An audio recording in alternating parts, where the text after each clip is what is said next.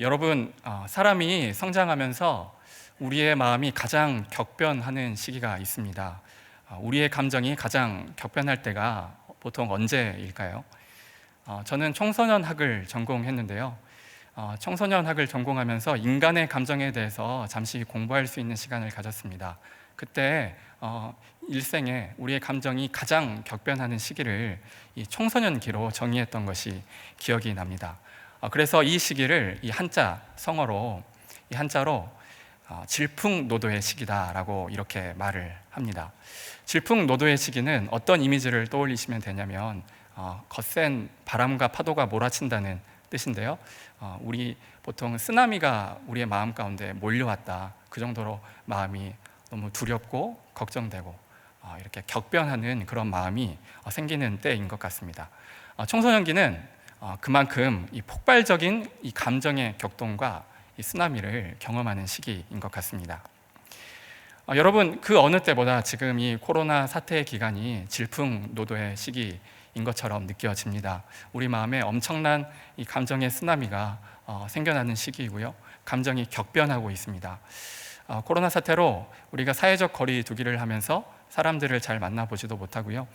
또 사람들을 잘 만나지 못하고 이런 사회 여러 가지 재반의 활동들이 많이 중지되다 보니까 그만큼 이 경기의 침체도 많이 찾아온 것 같습니다.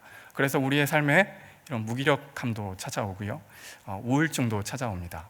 이러한 상태를 요즘은 너무 그런 사람들이 많아서 신조어로 이렇게 새로운 언어가 만들어졌는데, 이 코로나 블루다 이렇게 이야기하는 지금 시대입니다.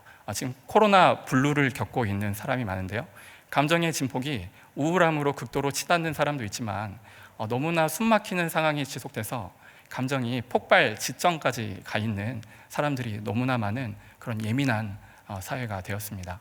지금 우리는 그런 사회를 살아가고 있습니다. 여러분, 여기 앉아 계시는 우리 성도님들 마음도 어쩌면 이 코로나 블루와 같은 상황이 아닐까, 또 그런 상황을 지금 겪고 계시는 것 아닐까 하는 생각이 듭니다. 그만큼 마음에서 너무나 시끄러운 소리들이 들리고요, 마음에 이 본성에서 계속 무언가 나에게 말을 걸거나 이야기하는 소리들이 들립니다.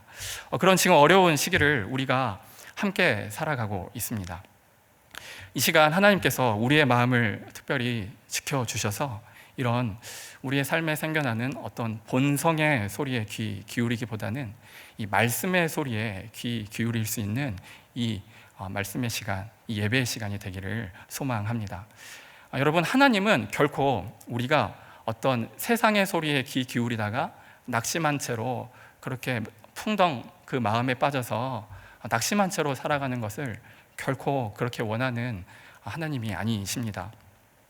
이 시간 바라고 원하는 것은 이 낙심과 절망이 가득한 세상에서 이 주의 말씀을 통하여 이 참된 회복을 경험할 수 있는 그런 은혜, 이 시간 가운데 부어지시기를 소망합니다. 여러분, 오늘 시편 기자의 마음 상태가 어떤 것 같습니까? 우리가 방금 전에 잠시 읽어봤지만 금방 우리는 예측할 수 있습니다. 시편 기자도 질풍노도의 감정을 겪고 있었습니다. 마음에 엄청난 쓰나미가 몰려와서 마음이 지금 격동하고 있는 중입니다. 우리는 이 시간에 이 5절 말씀을 먼저 함께 읽어볼 필요가 있겠는데요, 이 5절 말씀을 다 같이 한번 읽어보았으면 좋겠습니다. 네, 자막 나왔습니다.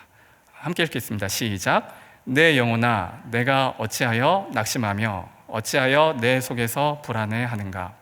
너는 하나님께 소망을 두라. 그가 나타나 도우심으로 말미암아 내 하나님을 여전히 찬송하리로다. 아멘. 5절 말씀은 오늘 1절부터 5절 이 43편 말씀의 핵심 내용입니다. 핵심 주제라고 할 수도 있습니다. 왜냐하면 이 전체적인 줄거리를 요약하고 있는 말씀이기도 하고요, 이 시편 기자의 마음에 최종적 결론이 담겨 있기 때문입니다. 여기서 우리는 이 5절 말씀만으로 확인할 수 있는 두 가지 마음이 있는데요, 첫 번째로 낙심입니다. 두 번째로 갈망입니다. 이 낙심하는 마음과 이 갈망하는 마음이 우리 이 5절 말씀을 통해서 금방 우리는 예측할 수 있고 금방 발견해낼 수 있습니다. 그렇구나. 이 시인은 지금 낙심해 있구나. 그런데 결국은 하나님을 바라보고 하나님을 갈망하고 있구나. 그래서 여전히 찬송하고 있구나. 이게 우리 지금 오늘 이 시편의 사실 결론부의 말씀입니다. 오늘 함께 나누고 싶은 말씀이기도 하고요. 시인의 이 마음은 우리가 잘 아는 신앙인의 회복의 패턴입니다. 우리가 보통 낙심하다가 하나님을 바라보고 다시 찬양을 고백해내는 그런 일들이 우리의 매일의 일상이기도 하죠. 이런 우리의 신앙의 패턴을 우리는 여기서 금방 발견할 수 있습니다. 신앙에는 결국 이런 낙심한 상황 가운데서 하나님을 찬양하게 된다는 것이고, 이 낙심과 회복이 반복되는 이것은 우리 신앙인의 이 성화의 과정이기도 하다는 것입니다. 그러나 오늘 이 본문의 말씀은 이 낙심 중에 하나님을 바라봤더니 회복시켜 주셨다, 이런 신앙의 어떤 원리, 이것만 우리가 아는 것으로 끝나는 본문이 절대 아닙니다. 여기서 오늘 시편 본문은 우리가 당장 적용해 볼 수 있는 실제적 지침이 나와 있습니다. 조금은 특별한 이 행동 지침들을 생각해 볼 수 있도록 도와주고 있습니다. 짧은 시간이긴 하지만 이 시편 말씀을 우리가 함께 상고하면서 함께 나누기 원하는 것은요, 화면 한번 띄워주시겠습니까? 네, 이미지 파일, 첫 번째 파일 하나 띄워주시면 감사하겠습니다. 네, 여기서 함께 오늘 알아보기 원하는 것은 이 낙심의 구덩이에 빠졌을 때 이 세월을 낭비하지 않고 빨리 빠져나올 수 있는 이 세 가지 방법에 대해서 함께 나누고자 합니다. 그 세 가지 방법은 바로 이 갈망의 대상을 분별하는 것, 그리고 하나님을 끌어안고 낙심하는 것, 그리고 나 자신에게 설교하는 것입니다. 이제 화면 내려주셔도 좋습니다.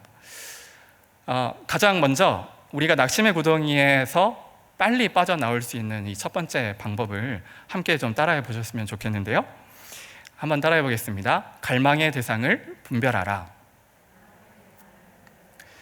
네, 여러분, 우리가 이 낙심에 빠졌을 때 이 가장 먼저 살펴봐야 하는 마음은 바로 이 갈망의 대상이 누구인지를 살펴보는 것입니다. 여러분, 우리의 이 갈망에는 반드시 대상이 존재합니다. 반드시 대상이 있습니다. 그렇다면 이 땅을 살아가는 이 사람들의 보편적인 갈망, 이 보편적인 갈망이 무엇입니까? 대부분의 보편적 갈망은 우리가 일반 서점에서도 쉽게 찾아볼 수 있는 이 자기계발 서적에 특히 많이 나와 있는 것 같습니다. 잘 되는 나, 이 잘 되는 나, 내가 잘 되는 게 가장 인간의 보편적인 갈망입니다. 보통 학생들이라면 시험에 합격하는 것이겠죠. 좋은 점수를 얻는 것, 그리고 직장에 취업하는 것, 그리고 직장에서 승진하는 것, 그리고 내가 부자가 되는 것, 그렇게 되어서 내가 행복해지는 것, 이런 행복한 나, 행복하고 잘 되는 나에 대한 갈망이 인간의 이 본연의 갈망입니다. 여러분, 오늘 이 43편 시인의 고백과 이 내용을 보면은 이 시편 기자의 갈망의 대상이 좀 어떻게 보면 잘 되는 나처럼 보이기도 하는 것 같습니다. 한번 확인해 보면 좋겠는데요. 이 43편 1절 이 후반절에 보시면 이렇게 고백합니다. 간사하고 불의한 자에게서 나를 건지소서. 나를 건져 달라고 합니다. 여러분, 시인은 이 간사하고 불의한 자를 어떻게 보면 좀 탓하는 것처럼 보입니다. 간사한 자, 이 불의한 자들의 이 관계 때문에, 그들과의 만남과 관계 때문에 내가 좀 잘 안 된다는 반응이죠. 내가 지금 불행하다는 것입니다. 2절 말씀에도 그런 내용이 있습니다. 중반절에 보시면요, 제가 읽겠습니다. 어찌하여 나를 버리셨나이까. 또 이어서 내가 어찌하여 원수의 억압으로부터 말미암아 슬프게 다니나이까. 여러분, 시인이 어찌하여 나를 버리셨나이까 라고 이야기합니다. 하나님은 결코 한 번도 버린 적이 없으실 텐데, 하나님께서 나를 버리셨다고 느끼는 건 대체로 이런 마음일 때입니다. 내가 계획하던 어떤 때에 계획하던 방법으로 나의 갈망이 이루어져야 하는데 이루어지지 않을 때, 여전히 원수의 압제가 있고 불의한 자들이 판을 치고 내가 그들로 인해서 불필요한 피해를 받고 있을 때 그런 것 같습니다. 그럴 때 하나님은 왜 나를 버리셨습니까? 라는 원망 섞인 말들을 하나님께 내뱉을 때가 많은 것 같습니다.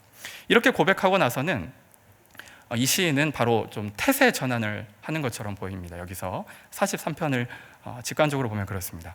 하나님을 찾는 것처럼 그렇게 보여집니다. 그래서 이렇게 낙심하지 말고 불안해하지 말고 하나님을 바라고 여전히 나를 도우신 하나님으로 찬양하자라는 고백이 나오는 것처럼 이렇게 보이는데요.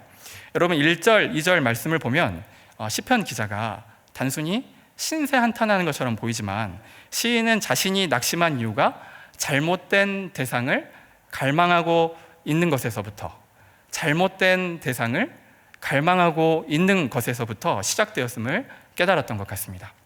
이에 대한 근거를 이 시간 함께 찾아보면 좋겠는데요. 근거를 찾기 위해서는 이 본문의 구조를 함께 좀 더 자세히 살펴볼 필요가 있겠습니다. 사실 오늘 43편은 표제어가 없습니다. 표제어가 없지요. 그래서 그런데 이 시편을 보고 또 연구하는 대부분의 학자들은 바로 앞쪽에 있는 이 42편과 한 편의 시라고 보고 있습니다. 앞에 42편은 고라 자손의 마스길 이렇게 나와 있습니다. 마스길은 교훈의 시라고 해석하면 되는데요. 고라 자손의 교훈적인 시다 이렇게 나와 있습니다. 그리고 이건 인도자를 따라서 부르는 노래이다. 인도자를 따라서 부르는 노래라는 것은 그 당시 이스라엘에서 이런 공적 예배를 드릴 때 회중 앞에서 불렀던 찬양시라는 것입니다. 그런데 대부분의 학자들은 이 시가 고라 자손이 편집한 다윗이 지은 시다라고 보고 있습니다. 이 42편과 43편이 두 개가 아니라 한 편의 시로 봤을 때, 그리고 여기에 있는 시는 사실 내용들을 좀 더 분석해 보면 탄원시입니다. 한탄하는 시인데요. 이 42편과 43편은 이 형식과 내용이 거의 동일합니다. 심지어 이 43편 5절, 이 5절 오늘 읽었던 오늘 가장 핵심 구절이라고 했던 이 5절 말씀, 내 영혼아 내가 어찌하여 낙심하며 내 속에서 불안해하는가로 시작되는 이런 구절과 동일한 구절이 우리 여기 42편의 5절과 11절에도 거의 동일하게 나와 있습니다. 여러분 결론적으로 42편의 이 43편이 이 한 개의 시편이라는 전제를 가지고 그런 전제를 가지고 이 42편 초반부를 우리가 42편에 있는 이 초반부를 함께 읽어보면은 여기서 이 42편에서 우리가 발견할 수 있는 게 있습니다. 우리 시편 기자가 지금 무엇을 그토록 갈망하고 있는가, 이 부분이 이 42편의 1절, 2절에 굉장히 선명하게 나와 있습니다. 42편 1절, 2절 말씀을 다 같이 읽었으면 좋겠는데요. 1절, 2절 자막 감사합니다. 함께 읽겠습니다. 시작. 하나님이여 사슴이 시냇물을 찾기에 갈급함 같이 내 영혼이 주를 찾기에 갈급하니이다.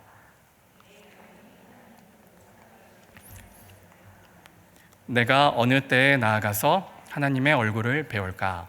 아멘. 여러분, 이 시편 기자는 이 살아계신 하나님을 간절히 찾고 있습니다. 간절히 갈망하고 있습니다. 그 갈망의 정도가요, 목마른 사슴이 시냇물을 찾아 헤매이듯이 내 영혼이 우리 하나님을 간절히 갈망한다는 내용입니다. 이 부분은 우리가 이 스펄전 목사님의 말씀을 통해서 우리 한번 이 구절을 어떻게 묘사하고 있는지 한 번 더 확인했으면 좋겠습니다. 오랜 가뭄 끝에 기진맥진한 가련한 암사슴이 시냇물을 갈망하듯이 또 쫓기는 수사슴이 피 흐르는 옆구리를 씻기 위해서 사냥개 틀을 피하기 위해 본능적으로 강을 찾듯이 핍박받아 지친 내 영혼은 여호와 나의 하나님을 갈망하나이다. 이렇게 묘사하고 있습니다. 이게 무슨 말이냐면 지금 시인은 하나님을 어떤 내가 여유 있을 때 만나 뵙는, 여유 있을 때 예배드리는 그런 어떤 사치품 취급하지 않는다는 얘기입니다. 이 말은 내 인생에 절대적으로 필요한 물, 내 인생에 절대적으로 필요하고 너무너무 갈급해서 지금 당장 먹어야 되는 절대적인 어떤 필수적인 존재라고 여기서 지금 이야기하는 것입니다. 여러분, 갈망의 대상이 잘못되었다는 것을 우리가 알았을 때 사람은 이렇게 낙심하는 것뿐만이 아니라 마음의 이 공허함, 마음의 허무함까지도 느낀다는 것을 시편 기자는 알았던 것 같습니다. 이 부분을 함께 확인해 봤으면 좋겠는데, 여러분, 사실 우리 안에는 세상 그 어느 것으로도 채울 수 없는 공허함이 존재합니다. 이것을 방금 전에 띄웠던 철학자 파스칼이 잘 말해주고 있는데요. 한번 화면 보시겠습니다. 제가 한번 읽어볼게요. 하나님이 인간을 창조하셨는데 가슴에다 허공을 창조하셨다. 채울 수가 없다. 그 허공을 채우려고 해도 채울 수가 없다. 채우려고 하면 할수록 더 어렵다. 마치 갈증이 났는데 소금물을 계속 마시는 것과 같다. 인간의 가슴에 빈 이 허공은 하나님으로만 채울 수 있다. 파스칼이 한 이야기입니다. 여러분, 인간은 오직 이제 내려주셔도 됩니다. 인간은 오직 하나님을 갈망할 때만이 낙심하지 않는다, 이렇게 이야기하고 있는 겁니다. 어느 것으로도 채워지지 않는 인간의 빈 공간을 우리 하나님, 우리 유일하신 우리 하나님만이 채울 수 있다, 그렇게 말씀하는 겁니다. 첫 번째 이 방법을 정리하겠습니다. 여러분, 우리가 낙심의 구덩이에 빠졌을 때 가장 빨리 빠져나올 수 있는 방법은 내 갈망의 대상이 무엇이었는지 분별하는 것입니다. 내 갈망의 대상이 진정 하나님이었는지, 내 인생의 가장 필수적인 존재가 하나님이었는지 분별하는 것, 그것이 우리가 매일의 삶 속에서 기억해야 할 일입니다. 첫 번째 방법을 마쳤는데요. 첫 번째 방법은 거의 이제 2페이지 가량을 할애했는데, 두 번째 방법, 세 번째 방법도 2페이지씩 있는 건 아니고요. 1페이지씩만 있습니다. 그래서 많이 길어지지는 않을 것 같습니다. 두 번째로 낙심의 구덩이에 낙심의 구덩이에 빠졌을 때 빨리 빠져나올 수 있는 방법은 함께 따라해 보실까요? 하나님을 끌어안고 낙심하라. 끌어안고 낙심하라. 네, 하나님을 끌어안고 기도하라도 아니고 하나님을 끌어안고 낙심하라는 건데요. 이게 무슨 말일까요? 여러분, 하나님을 갈망하는 중에도 신기한 것은 분명히 하나님을 갈망하고 내가 하나님을 전제하고 하나님이 나의 인생의 가장 필수적인 존재이다 라고 말하면서 기도하고 그렇게 하나님을 찾는 중에도 오늘 시편 기자처럼 여전히 낙심의 말을 한다는 겁니다. 그게 우리의 삶의 어쩔 수 없는 본성인데요. 우리의 본성의 소리는 여전히 우리의 마음을 시끄럽게 합니다. 기도 중에도 시끄럽게 하고요. 우리의 매일 일상에 우리에게 말을 걸어옵니다. 내가 내 마음속에 왜 이런 생각이 떠오르지 하는 되게 악한 생각들과 나 중심적인 생각들, 그리고 나 자신만을 채우려는 어떤 욕구들과 갈망들이 본성적으로 소리로 들려오는 겁니다. 그런 고백들을 여기서 쉴 새 없이 우리 시편 기자가 하고 있는 겁니다. 그러나 오늘 이 시인의 기도에서 우리가 알 수 있듯이 이 본성의 시끄러운 소리가 들릴 때 하나님을 그때도 여전히 끌어안고 절규하고 있는 것입니다. 중요한 것은 낙심 중에도 낙심에 집중해서 여전히 내 자신을 바라보는 것처럼 말을 하지만 여전히 시편 기자는 내 영혼이 갈급함, 내 영혼의 진짜 진정한 목마름은 우리 하나님께 있습니다. 하나님을 통해서만 채울 수 있습니다 라고 그 고백이 전제되어 하는 낙심이고 이 절규이고 한탄이고 그렇게 슬픔의 말들을 하고 있는 것입니다. 정말 신기한 것은 성경에 이게 기록되었다는 것이죠. 성경에 이렇게 낙심의 말들, 기도 중에 이 거룩한 하나님께 기도하는데 낙심의 말들이 허용됩니다. 네, 내 실패의 말들, 원망의 말들, 슬픔의 말들을 이렇게 적나라하게 내뱉이는데도 하나님께서 다 허용하신다는 겁니다. 우선 시편 기자가 어떤 말들로 하나님께 한번 탄원하고 있는지 한번 살펴보겠습니다. 42편 9절입니다. 제가 자막이 있나요? 네, 자막이 있습니다. 제가 읽어보겠습니다. 내 반석이신 하나님께 말하기를 어찌하여 나를 잊으셨나이까? 내가 어찌하여 원수의 압제로 말미암아 슬프게 다니나이까 하리로다. 여러분, 여기서 우리가 살펴보았듯이, 지금 확인되듯이 시편 기자는 하나님을 갈망하면서 동시에 낙심의 말을 하고 있죠. 우리가 여기서 분명히 방금 전에도 짚고 넘어갔지만 이 시인의 낙심의 말들을 분명히 하고 있지만 갈망하고 있는 대상은 여전히 우리 하나님이라는 것입니다. 낙심의 대상 속에서도 하나님이 내 갈망의 대상이라는 것은 결코 변하지 않는 그런 고백들로 지금 시인은 고백하고 하나님을 끌어안고 탄원하며 절규하고 있는 것입니다. 여러분, 우리가 하나님을 끌어안고 탄원하는 모든 일을 하나님께서는 반드시 신원하신다 말씀하십니다. 가슴에 맺힌 모든 원한을 풀어주시는 분이시다 말씀하십니다. 여러분, 오늘 여기서 우리가 사실 더 기억해야 될 더 중요한 사실이 있습니다. 우리가 원망에 빠져나오는 방법 중에 우리가 하나님을 끌어안고 낙심해도 된다, 낙심의 말을 해도 된다라고 이야기했지만, 사실 더 분명한 사실은 하나님께서는 창세전부터 우리를 택하셨고 하나님께서는 우리를 낳으셨다, 오늘날 내가 너희를 낳았다 말씀하시며, 하나님은 우리가 하나님을 알기 전부터 이미 끌어안고 계셨던 분입니다. 하나님은 우리가 모태에 있을 때부터 사랑하셨던 분이시죠. 하나님은 그토록 우리가 어떤 옹알이를 하고 어떠한 말을 해도 하나님은 우리를 사랑하신다 이야기합니다. 저희 아내가 임신을 했는데요. 임신을 하고 나서 저한테 밤에 잠자기 전에 항상 자주 하는 말이 오빠 나한테 안수해줘라는 말을 많이 합니다. 배에다 안수해달라는 얘기인데요. 그래서 저는 이게 마지막 축도하는 것처럼 이제는 우리 주 예수 그리스도의 은혜와 이렇게 안수를 해야 되는 것 같은 약간 부담을 사실 좀 느끼기도 했는데, 안수라는 개념이 손을 얹고 축복하다라는 의미가 있는데, 그렇게 매일 좀 아이를 위해서 안수해달라는 내용이 있었습니다. 그만큼 사실 아이를 뵀지만 이 아이가 커가는 과정도 너무 기쁘지만 사실 많이 무섭죠. 그리고 마음이 많이 불안해했습니다. 그러한 불안들을 이렇게 기도를 통해서 하나님 앞에 나아가기를 원하는 마음이 있었는데요. 사실 아이가 뱃속에서 이렇게 발로 꿈틀꿈틀 거리는 것만으로도 우리가 되게 기쁘잖아요. 하나님은 우리가 말을 가려서 한다고 사랑하고 사랑하지 않는 분이 결코 아니십니다. 부모님이 그러시는 것처럼 자녀가 어떠한 욕짓거리를 해도 사실은 우리가 아이들을 전제한 사랑의 말들을 많이 하지 않습니까? 우리 하나님의 마음이 그러신 것 같습니다.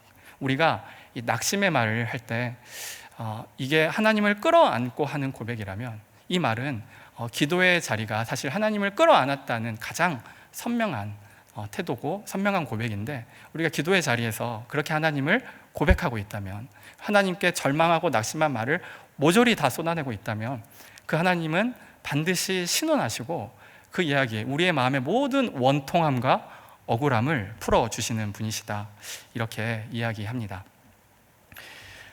마지막으로 이 낙심의 구덩이에 빠졌을 때 빨리 빠져나올 수 있는 방법은 함께 한번 따라해 보실까요?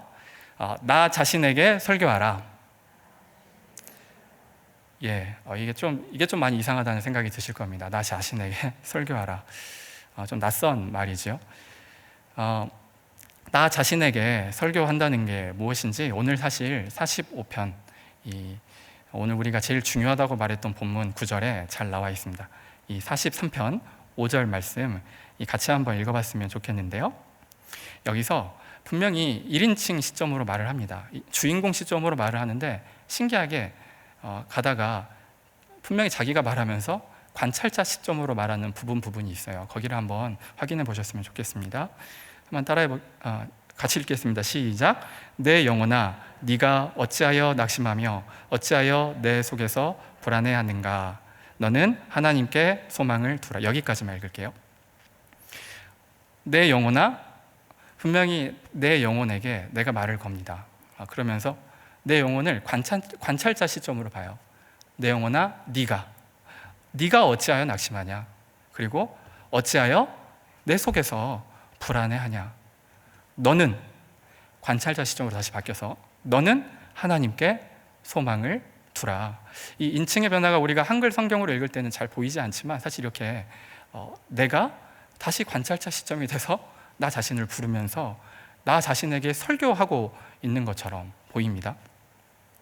여러분, 인간은 보통 이렇게 본성에서부터 들려오는 이런 시끄러운 소리, 이 내면의 소리에 우리가 귀를 기울입니다.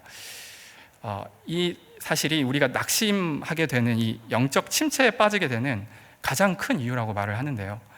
우리 생애 중에 대부분의 불행은 우리 본성의 이런 시끄러운 소리를 경청하기 때문에 생기는 경우가 정말 많이 있습니다.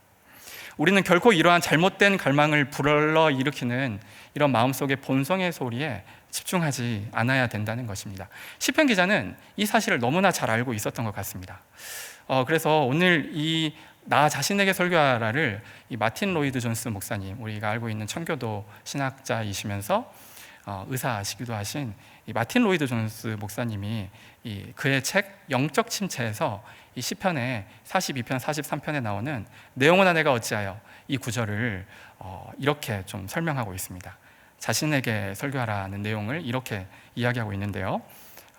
화면 보시고 제가 한번 읽겠습니다.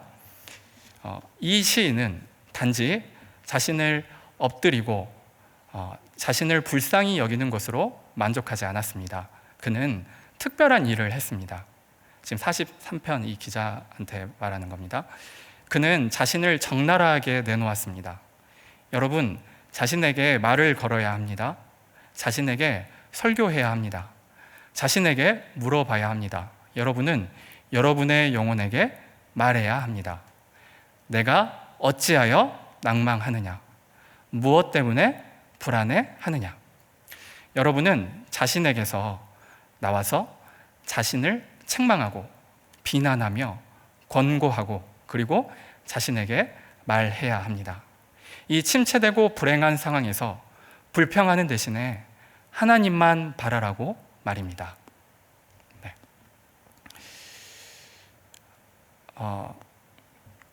여러분, 이 시간에 한번 같이 이렇게 한번 따라했으면 좋겠는데요. 한번 자신의 이름을 한번 불러봤으면 좋겠습니다. 제가 한번 제 이름을 부르고 여러분은 여러분의 이름을 부르면 되겠습니다. 명기라. 예. 이런 느낌 죄송합니다.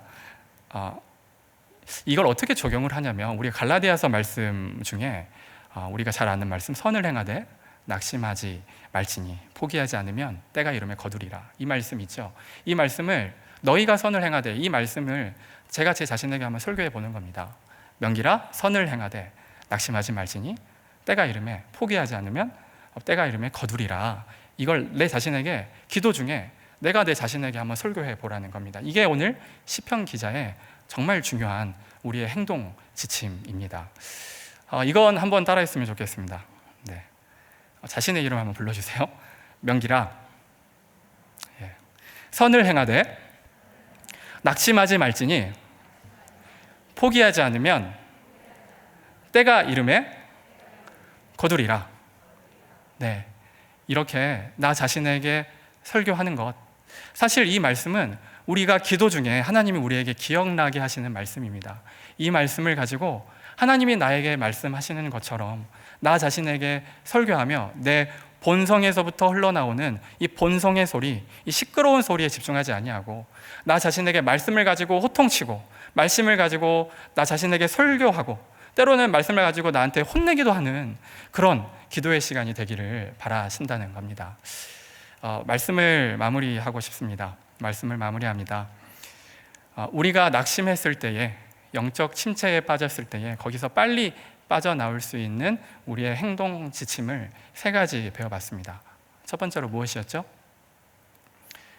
첫 번째로 내 갈망의 대상을 분별하라 했습니다. 내가 진짜 하나님을 진정 갈망하고 있다면 그 모든 우리의 기도의 내용은 우리 하나님이 반드시 신원하시는 분이다, 원통함을 풀어주시는 분이다 라고 우리가 이 시간 하나님 말씀을 통해 깨달았습니다. 두 번째로 또 무엇이죠? 우리가 낙심합니다. 근데 어떻게 낙심하죠?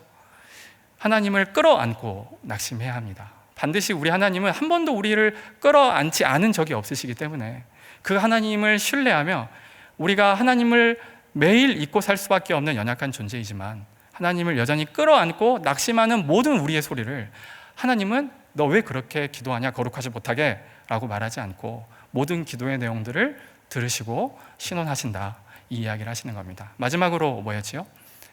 네, 나 자신에게 설교하라는 것입니다.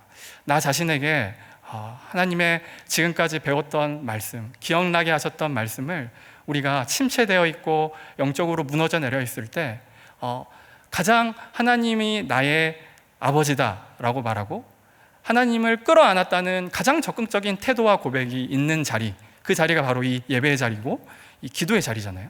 이 자리에 나와서 우리가 하나님 말씀을 듣고 나 자신에게 내가 설교해 보는 겁니다. 내 자신에게 너 명기라 선을 행하되 낙심하지 말지니 포기하지 않으면 때가 이르매 반드시 거두리라.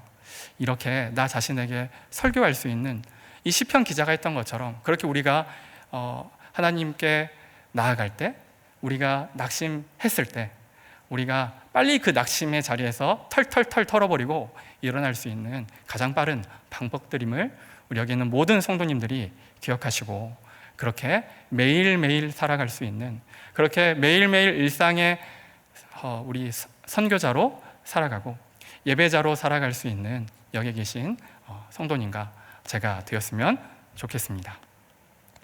이 시간 기도하고 찬양 같이 우리 아까 드렸던 찬양 다시 한번 찬양하고 기도하고 마무리하겠습니다.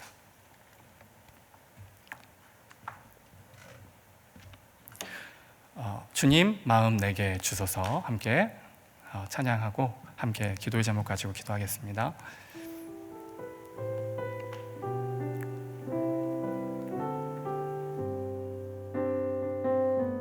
보소서 주님, 나의 마음은 선한 것 하나 없습니다. 그러나 내 모든 것 주께 드립니다. 사랑으로 안으시고 날 새롭게 하소서. 주님 마음 내게 주소서. 주님 마음 내게 주소서. 내 아버지 주님 마음 내게 주소서. 나를 향하신 주님의 뜻이 이루어지도록 주님 마음 내게 주소서. 주님 마음 내게 주소서. 주님 마음 내게 주소서. 내 아버지 주님 마음 내게 주소서. 나를 향하신 주님의 뜻이 이루어지도록